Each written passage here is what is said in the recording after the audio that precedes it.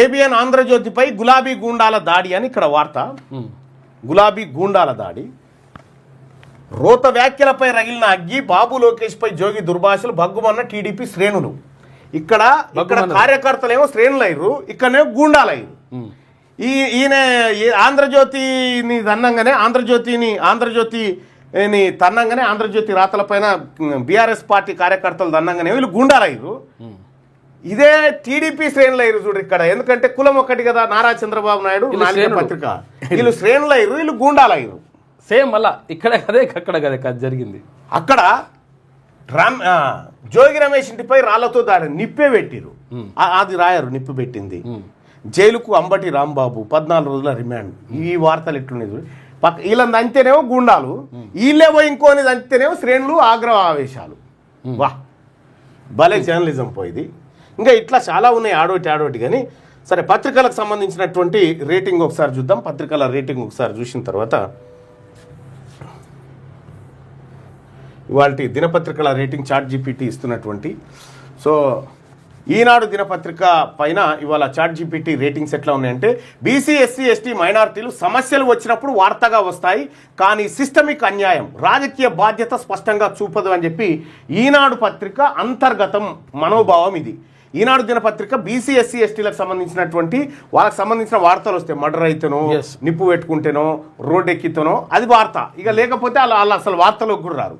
ఓసీలకు సంబంధించి అభివృద్ధి, వ్యాపారం, తర్వాత పాలసీ కోణంలో ఎక్కువ ప్రాధాన్యం. ప్రభుత్వం పట్ల ధోరణి ఎట్లుందంటే ప్రత్యక్ష భజన కాదు కానీ పరోక్ష భజన ఉంది. కానీ స్టేటస్ కో వాదం అధికార వ్యవస్థకు సౌకర్యంగా ఉంది, ప్రభుత్వానికి సౌకర్యంగా ఉంది పత్రిక. రేటింగ్ వచ్చేసి 5కి 2.5 రేటింగ్ వచ్చింది. ఇక బీసీలకు ప్రమాదకరం అంటే అవును, నిశ్శబ్దంగా ప్రమాదకరమే ఈ పత్రిక అని చెప్పి ఉన్నారు. బీసీలు కొనాలంటే వార్త తెలుసుకోవడానికి మాత్రమే, దాన్ని ఫాలో కాకూడదని చెప్తా. లోతుగా వెళ్తే మనకు అన్యాయమే ఉంటుందని చెప్తున్నారు. ఇక ఆంధ్రజ్యోతి చూద్దాం. ఇదైతే అధ్వానమైంది.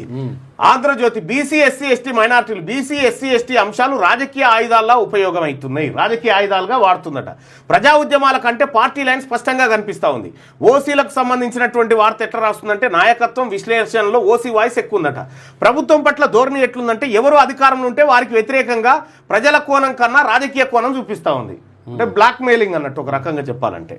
దీనికి రేటింగ్ వచ్చేసి 5కి 2 రేటింగ్. బీసీలకు ప్రమాదకరం అంటే అవును, ఇది బీసీలను మిస్లీడ్ చేస్తూ ఉందట. పత్రిక మిస్లీడ్ చేస్తూ ఉంది. బీసీలు కొనాలా వద్దంటే కొనొద్దని చెప్తా ఉంది.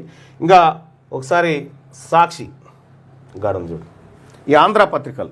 సాక్షి బీసీ ఎస్సీ ఎస్టీ మైనార్టీ సంక్షేమం స్పష్టంగా కనిపిస్తుంది. పదజాలం, ఫోటో ఎంపికల్లో సానుకూల దృక్పథం కొంత ఉంది. ఓసీలకు సంబంధించి పూర్తిగా నిర్లక్ష్యం కాదు, కానీ సామాజిక న్యాయ ఫ్రేమ్లోనే కవర్ చేస్తూ ఉందట. ఇక ప్రభుత్వం పట్ల ధోరణి ఎట్లుందంటే, అధికార ప్రభుత్వానికి అనుకూలమైన ధోరణి, విమర్శ చాలా పరిమితంగా ఉందట. ఇంకా పత్రిక ప్రతిపక్ష రూపం నుంచి తప్పుకుందంటే అది పత్రిక కాదు, కరపత్రం అవుతుంది. 5 రేటింగ్కు 3.5 రేటింగ్. బీసీలకు ప్రమాదకరం అంటే అంతేం లేదు, బీసీలు కొనాలంటే కానీ విమర్శనాత్మకంగా చూడాలి, కొనాలి కానీ అని చెప్పి చెప్తా ఉంది. ఇక ఇది కాకుండా దిశ పత్రిక చూస్తే బీసీ ఎస్సీ ఎస్టీ మైనార్టీలు చిన్న వర్గాల సమస్యలు స్థిరంగా వస్తాయి, సెన్సేషనలిజం తక్కువగా ఉందట ఇలాంటి పత్రికలో. ప్రభుత్వ పట్ల ధోరణి ఎట్లుందంటే, అధికారానికి అనుకూలతగా ఉన్న స్థానిక స్థాయిలో ప్రశ్నలు అడుగుతుంది. అధికారానికి అనుకూలంగా ఉన్నా సరే మీరు మంచోలే కానీ మరి దీని సంగతి ఏంది అనే టైప్లో. బీసీలు కొనాలంటే కొనాలి అని చెప్పి 5కి 4 రేటింగ్ ఇచ్చింది. ఇక అలాగే ఇంకేముంది, వార్తా దినపత్రిక పరిస్థితి ఎట్లా ఉంది అంటే, ఎస్సీ ఎస్టీ మైనార్టీల చిన్న వర్గాల సమస్యలు స్థిరంగా వస్తాయి, సెన్సేషనలిజం తక్కువగా ఉంది. ప్రభుత్వం పట్ల ధోరణి ఎట్లుందంటే, మితమైన విమర్శ, పూర్తిగా భజన కాదు, భజన అవుతుంది. బీసీలు కొనొచ్చు అంటే కొనొచ్చు, 3.5 రేటింగ్ దీనికి ఇచ్చింది.